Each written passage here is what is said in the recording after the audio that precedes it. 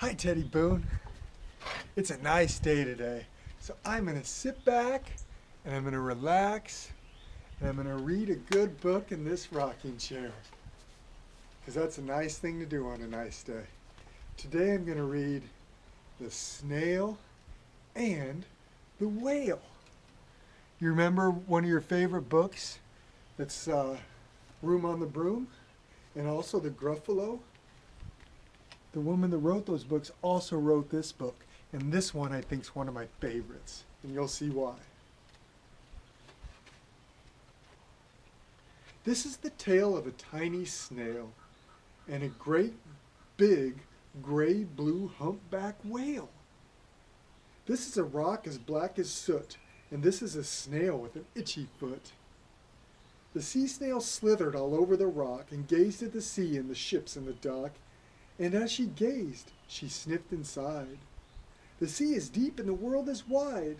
How I long to sail, said the tiny snail. These are the other snails in the flock, who all stuck tight to the smooth black rock, and said to the snail with the itchy foot, "Be quiet, don't wiggle, sit still, stay put." But the tiny sea snail sniffed and sighed, then cried, "I've got it! I'll hitch a ride." This is the trail of the tiny snail, a silvery trail that looped and curled and said, "Ride wanted around the world." This is the whale who came one night, when the tide was high and the stars were bright, a humpback whale immensely long, who sang to the snail a wonderful song of shimmering ice and coral caves and shooting stars in enormous waves. And this is the tale of the humpback whale. He held it out of the starlit sea and said to the snail, "Come sail with me." This is the sea so wild and free that carried the whale and the snail on his tail to towering icebergs and far-off lands, with fiery mountains and golden sands. These are the waves that arched and crashed, that foamed and frolicked and sprayed and splashed. The tiny snail on the tail of the whale.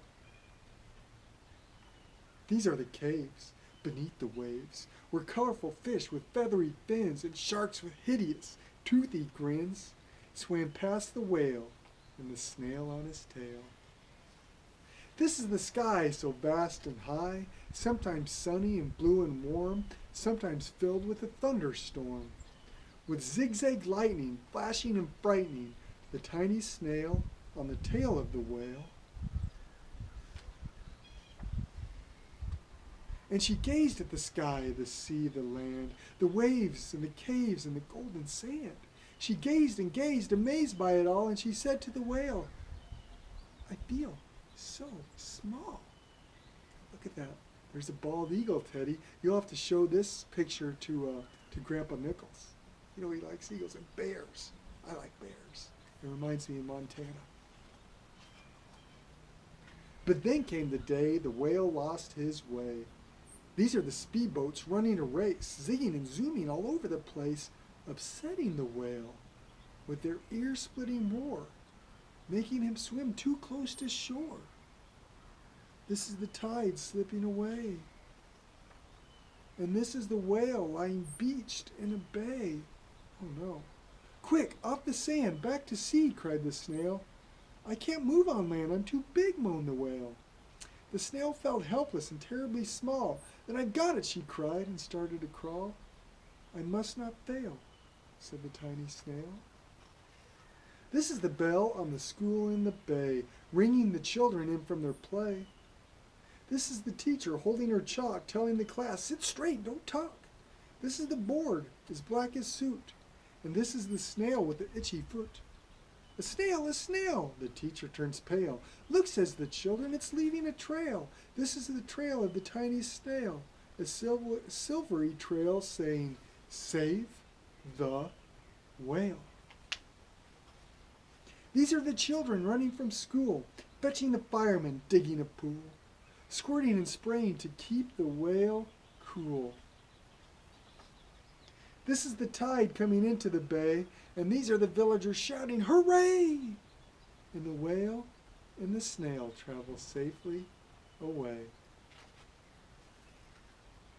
Back to the dock and the flock on the rock, who said, "How time's flown," and "Haven't you grown?" And the whale and the snail told their wonderful tale of shimmering ice and coral caves, and shooting stars and enormous waves, and of how the snail, so small and frail, with her looping, curling, silvery trail, saved the life of the humpback whale.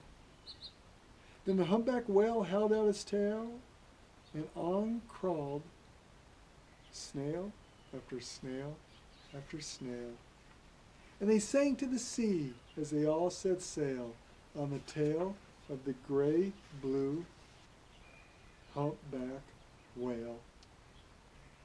That's a nice story, isn't it, Teddy? The snail helps save his good friend, the whale. That's what friends do, is they look out for each other. That's a good book. It's called The Snail and the Whale. Thanks for reading it with me, Teddy. Love you.